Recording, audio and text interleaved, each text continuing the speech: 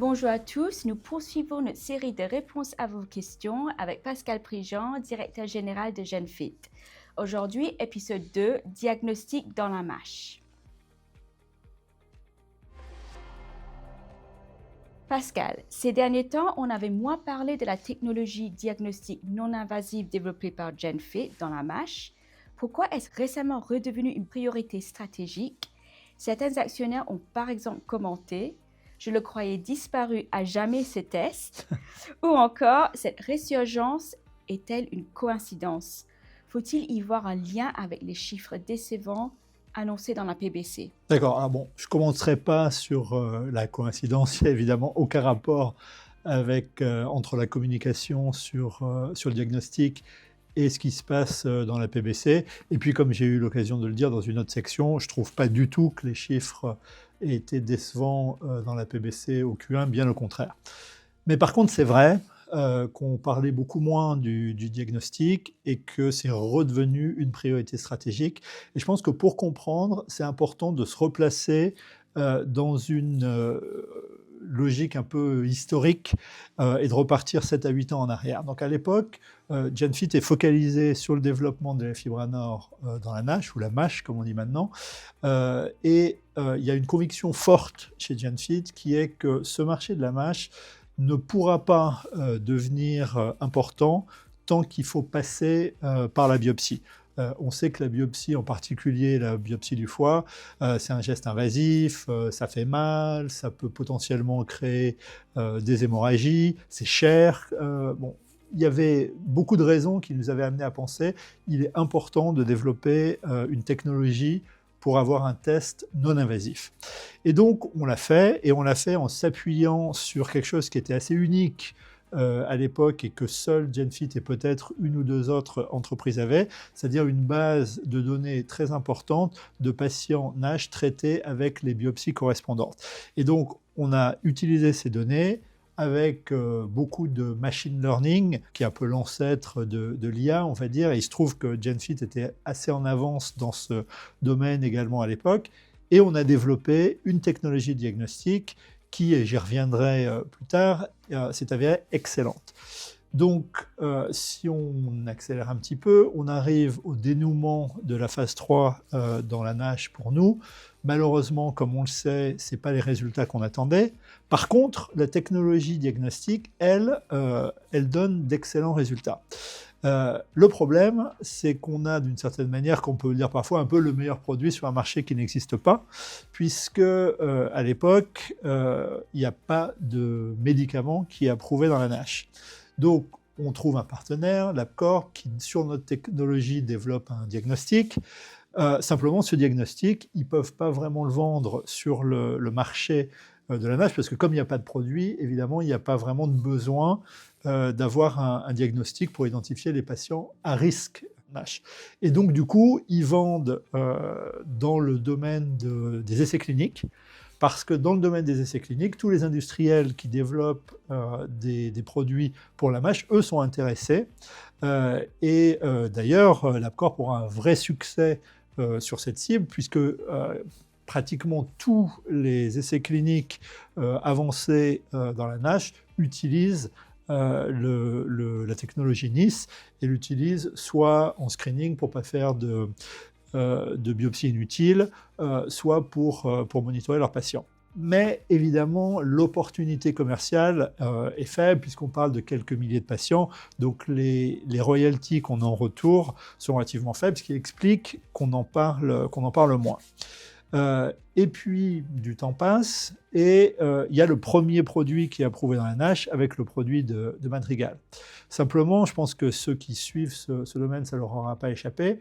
La FDA, sans doute pour ne pas obérer le développement du premier produit de la NASH, en fait, ne rend pas obligatoire un quelconque diagnostic, que ce soit biopsie ou quoi que ce soit d'autre. Donc c'est complètement à la discrétion du médecin qui peut décider de prescrire le produit sur son examen clinique. Et donc du coup, forcément, Madrigal se focalise sur essayer de créer ce marché de la mâche. On parle peu du diagnostic. Et donc, le marché diagnostique ne bouge pas vraiment, La signification pour nous de ce business reste relativement marginale eu égard aux autres priorités qu'on peut avoir. Et qu'est-ce qui s'est passé depuis? Ce qui s'est passé depuis, c'est que Madrigal a complètement, j'ai envie de dire, explosé les compteurs sur leur première année de commercialisation dans la NASH, qu'il semble que ce marché de la NASH va effectivement être aussi gros que ce qui avait été annoncé dans un premier temps, puisque Madrigal vend $1 milliard en première année de commercialisation. Là-dessus, Novo obtient son approbation, s'apprête donc à lancer, prépare son lancement, ils sont en train de lancer là en ce moment, et on sait que Lilly arrive. Et là, ça change complètement la donne parce qu'il y a un autre acteur important aux États-Unis, en plus des médecins et de la FDA, c'est les payeurs. Et les payeurs, ça peut être à la fois les payeurs publics, type Medicare et Medicaid, et aussi, surtout, les acteurs privés qui, on le sait, ont un poids énorme aux États-Unis. Et ces gens, aujourd'hui, sont extrêmement inquiets. Pourquoi? Parce qu'on voit bien que ce marché est colossal et qu'avec l'arrivée de Lilly et Novo, il est raisonnable de penser qu'il va complètement exploser, et c'est eux qui payent. Donc si les médecins peuvent prescrire de manière totalement incontrôlée à qui bon leur semble tous ces médicaments, évidemment la facture pour eux va être colossale. Et c'est donc eux qui commencent à pousser en disant « Attention, il faut s'assurer que les patients à qui on prescrit ces médicaments sont bien des patients MASH à risque, puisque c'est de l'indication dans laquelle on parle. » Et donc là, se repose la question, très bien, mais comment on identifie ces patients à risque? Et c'est là que, évidemment, notre technologie prend toute sa signification, parce qu'il se trouve que c'est, et j'y reviendrai, une solution tout à fait adaptée pour répondre à ce besoin. Donc c'est la conjonction de cette pression qu'on voit de plus en plus venir au niveau des payeurs américains qui fait que ce marché du diagnostic, à mon sens, va exploser dans les mois à venir, et du fait qu'on soit extrêmement bien positionné sur ce marché, qui nous amène à complètement repenser la priorité stratégique du diagnostic. Merci Pascal. Une question qui est liée, comment NASH Next, aujourd'hui commercialisé par LabCorp, est-il positionné sur le plan concurrentiel? Là encore, je cite un commentaire publié sur les forums. GenFit était très en avance il y a 8 ans. Je ne dis pas qu'ils sont dépassés, mais je pense que les grandes pharma NASH vont utiliser leurs propres tests. Que répondez-vous à cela? Alors, d'abord, en termes de comment on est positionné au niveau concurrentiel, il faut savoir qu'il existe de multiples diagnostics sur ce marché, à la fois des diagnostics non invasifs, mais également des approches par imagerie. Donc, il y a beaucoup d'options. Par contre, quand je dis je pense qu'on a la meilleure technologie, c'est pas juste comme tous les CEO pensent toujours que la technologie de leur société est la meilleure, mais par contre, je pense qu'il y a des arguments assez forts pour dire ça. Il existe 2 consortiums indépendants qui, je dirais, sont vraiment spécialisés sur ces questions de diagnostic dans la MASH. Il y en a un aux États-Unis qui s'appelle Nimble et il y en a un en Europe qui s'appelle Litmus. Les deux ont fait une procédure d'évaluation relativement exhaustive des options disponibles sur le marché en termes de diagnostic, puisque comme on l'a dit tout à l'heure, ça devient vraiment un sujet important. Et donc, et ce que je dis, c'est facilement vérifiable puisque c'est des données publiées. Si on prend Litmus, ils ont, je crois, regardé quelque chose comme plus d'une vingtaine de tests différents. Ils ont voulu être le plus exhaustif possible et ils ont conclu que le meilleur test pour identifier les patients MASH qui sont à risque, donc ceux à qui il faut prescrire les produits, le meilleur, c'est NIS2+, donc le test basé sur la technologie que nous avons développée.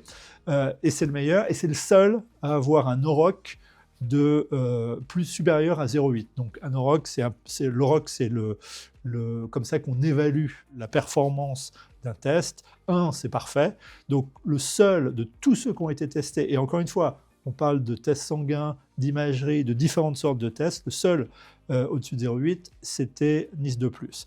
Si on parle maintenant de Nimble, Nimble également a fait un assessment d'un certain nombre de tests, là aussi sanguin, là aussi imagerie. Et ils ont dit, en fait, il y a un seul produit qui avait été spécifiquement développé et validé pour identifier ces patients à risque NASH, et c'était NIS4, en l'occurrence, qui est une petite variation, mais lui aussi développé sur la base de technologies développées par GenFit. Et NIS4 est le seul, là aussi, à avoir un ROC supérieur à 0,8. Et ils disent, il bat bien sûr des tests comme ALT ou FIB4, mais les autres tests qui ont été testés peuvent être des tests intéressants. Simplement, ils n'ont pas été développés pour ça, donc ils marchent pour d'autres choses. Par exemple, regardez les stages de fibrose. Donc, encore une fois, la position concurrentielle aujourd'hui de cette technologie NIS est très forte et validée par des acteurs externes. Par rapport à la question de les grands acteurs de la NASH vont développer leurs propres tests. Est-ce que Lilly ou Novo seraient capables de développer un test? On imagine que oui, bien sûr. Après, pourquoi le ferait-il?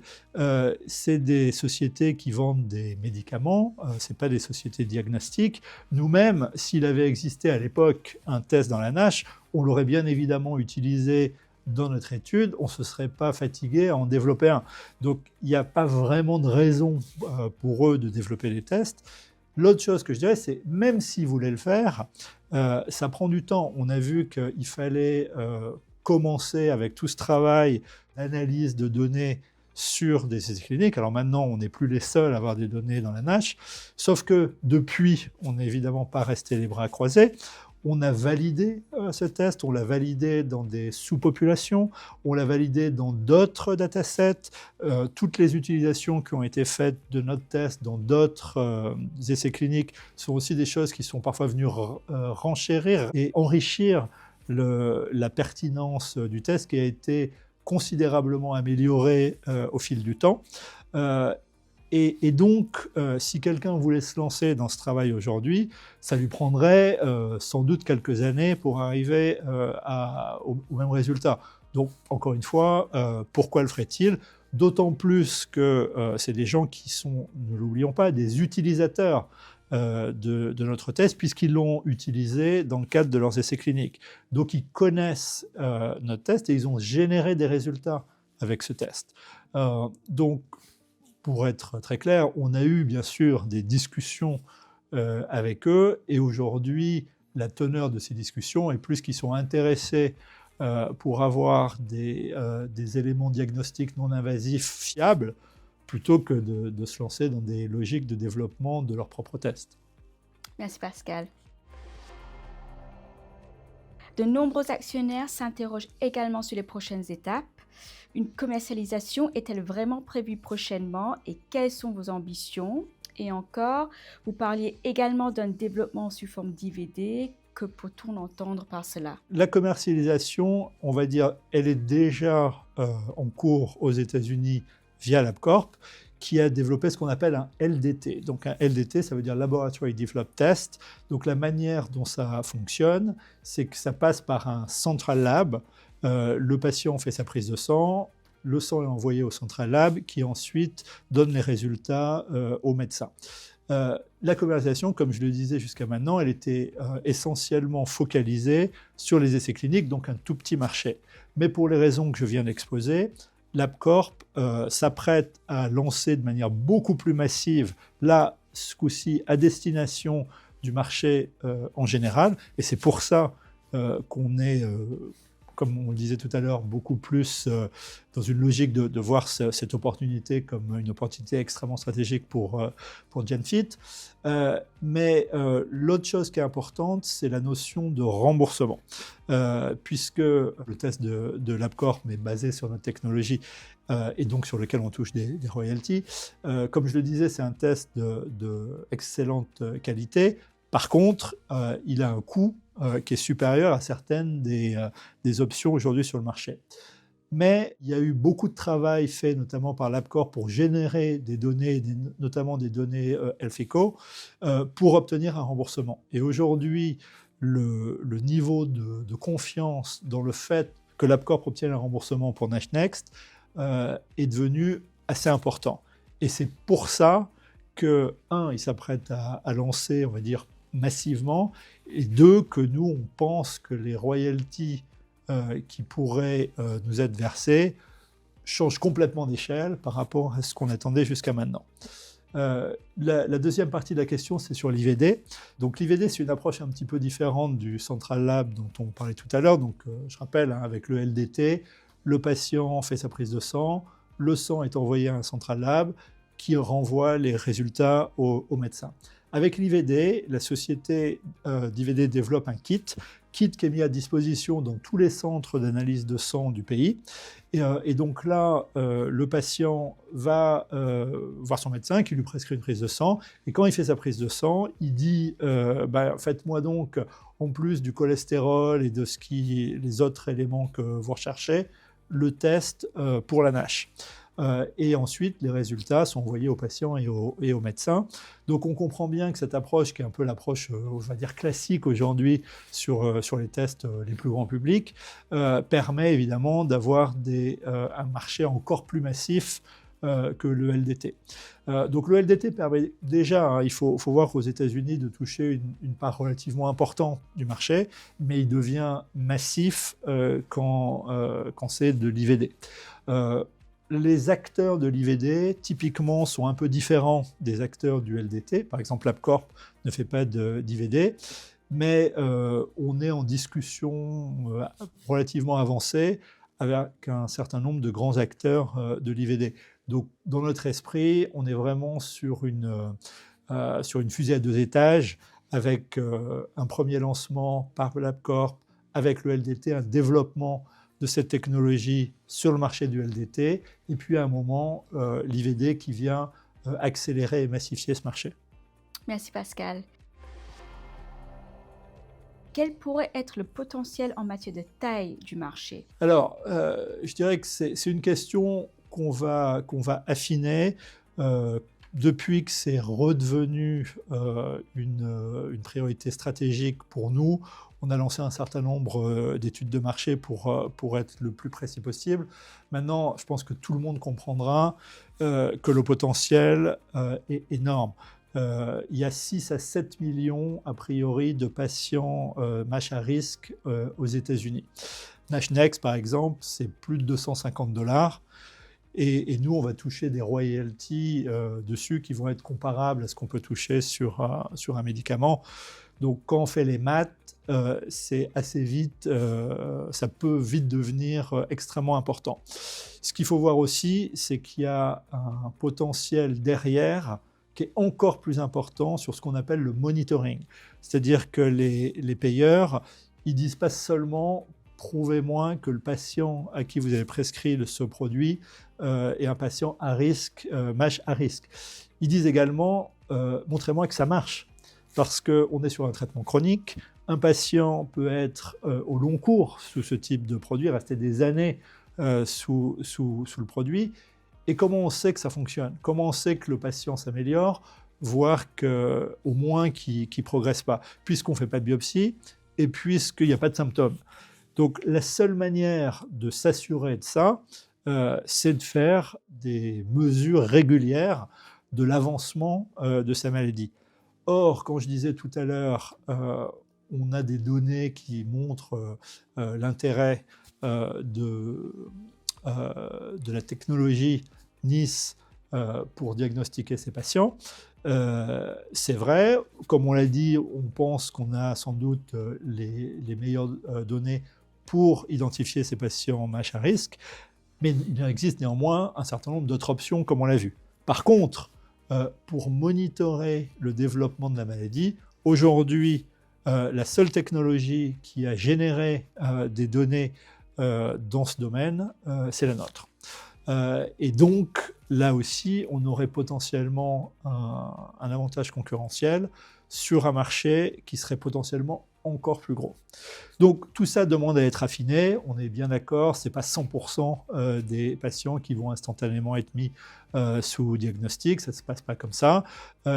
Mais on voit que l'enjeu commercial pour nous est devenu tout à fait significatif et tout à fait stratégique. D'où une communication au fur et à mesure que ces informations sont devenues disponibles pour nous, une communication qui a effectivement changé. Merci Pascal. On vous donne rendez-vous pour un prochain épisode sur l'actionnariat.